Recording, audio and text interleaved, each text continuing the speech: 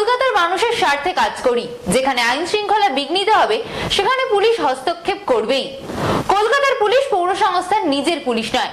সাংবাদিক সম্মেলনে এমনটাই বললেন মেয়র ফিরহাদ হাকিম। নিশ্চিতভাবে সব জায়গায় আমাদের যে কোনো অনুষ্ঠানে আগে বঙ্গ গান গাওয়া হবে, মানে স্টেট সং হবে, আর শেষে জাতীয় সঙ্গীত হবে, যেটা চিরকালই হয়েছে। একটা কথা বলি, বাংলার মিডিয়া, কিছু মিডিয়া, আমাদের একটা গর্ব ছিল যে সেই মিডিয়া আর যাই হোক ধর্মনিরপেক্ষতার পথ ছাড়ে না। নিশ্চিতভাবে 16 সালে আমাদের সরকারের বিরুদ্ধে একটা বড় মিডিয়া গেছিল, কংগ্রেস সিপিএম এর জোট করে আমাদের সরকারকে হারানোর চেষ্টা করেছিল, কিন্তু ধর্মনিরপেক্ষতার পথে ছিল। আজকে অত্যন্ত কষ্টের সাথে বলি, সেই বাংলার গরিমাটা হারিয়ে গেল। এখন সারা দিন ধরে ধর্মের ভেদাভেদ, সেটাকে প্রকোপ করার জন্য মিডিয়ার একটা সূক্ষ্ম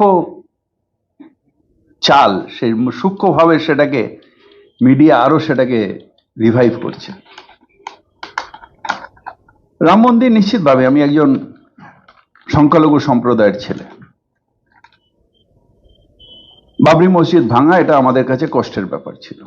আমাদের কাছে না, যত ধর্মনিরপেক্ষ সব মানুষ যারা সারা ভারতবর্ষে ছিল, সে মুসলমান হতে পারে, হিন্দু হতে পারে, খ্রিস্টান হতে পারে, যারা ধর্মনিরপেক্ষতায় বিশ্বাস করে, তাদের কাছে কষ্টের ছিল। কিন্তু সবাই মিলে মেনে নিয়েছিলাম। তার কারণ একটা, আমাদের সুপ্রিম কোর্ট যখন বললেন যে না এটা হবে না, সবাই মুখ বুঝে মেনে নিয়েছে, কেউ কোনো প্রোটেস্ট করেন। রাম মন্দির হতেও কোনো আপত্তি নেই,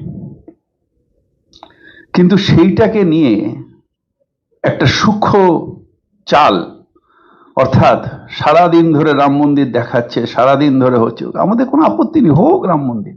যখন সুপ্রিম কোর্ট বলে দিয়েছে, যেরকম কোর্ট এবং ভগবান একে প্রশ্ন করতে নেই, সুতরাং আমরা কোনো প্রশ্ন করছি না। কিন্তু কোথাও একটা বারবার করে যে বাবরি মসজিদে তুমি হেরে গেছো, আজ রাম মন্দির হচ্ছে। রাম মন্দির যারা রাম ভক্ত, তাদের কাছে বিরাট ব্যাপার, তারা করুক। বাংলার থেকে কজন যান?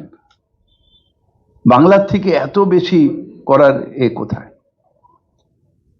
বাংলায় তো আমি নিজেও অর্গানাইজ করি, মাইনরিটি ছেলে, আমি দুর্গাপুজো অর্গানাইজ করি। আমাদের বাংলায় রীতিনীতি হচ্ছে, আমরা দুর্গাপুজো করি, কালী পুজো করি, বা এখন পাশে জগন্নাথ দেবের পুজো করি।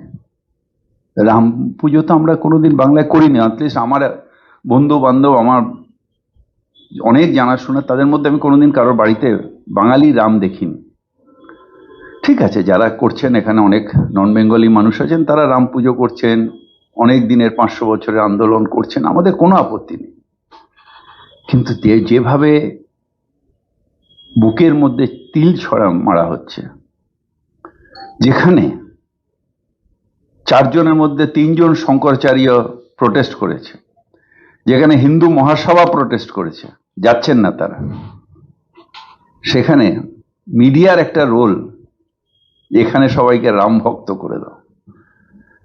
আমি যা ভাবাবো বাংলা তাই ভাববে না, বাংলা ভাববে রবীন্দ্রনাথ যা শিখিয়েছেন, নজরুল যা শিখিয়েছেন, সেটা বাংলা ভাববে। ভারতীয় আমি, তৃণমূল কংগ্রেসের কর্মী। আমি যেদিন তৃণমূল কংগ্রেসের ওই জন্য মার খেয়েছি, আমার কাছে গর্ব, আমি তৃণমূল কংগ্রেসের হয়ে মার খেয়েছি।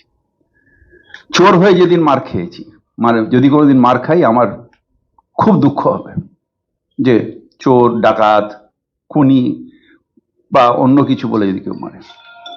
কিন্তু যদি কেউ আমাকে কোনোদিন মুসলমান বলে একটা চর মারে, আমার যে বিশ্বাস, আমার যে ভারতবর্ষের অধিকার, আমার যে আবেগ ভারতবর্ষের প্রতি, সেটা চুরমার হয়ে যাবে।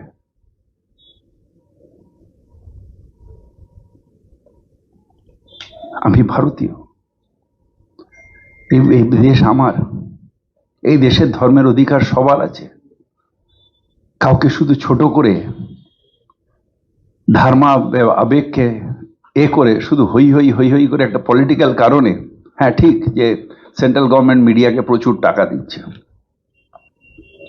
মিডিয়া ম্যানেজমেন্ট, কিন্তু ভাবাবেগটাকে নষ্ট করে দিয়ে বারবার করে হীন করা, এটা আমার মনে হয় না ঠিক হচ্ছে।